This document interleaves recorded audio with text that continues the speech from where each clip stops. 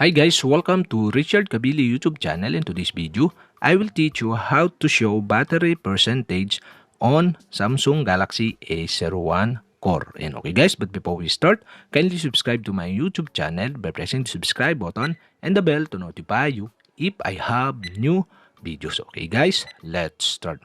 So okay guys, here you can see the battery is not showing the percentage.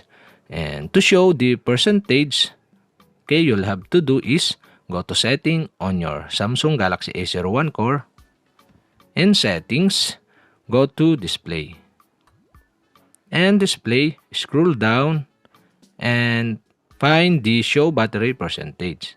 And okay guys, on the right side of this show battery percentage, you can see the switch button. And okay guys, to show the battery percentage, you'll have to do is switch on the switch button on the right side.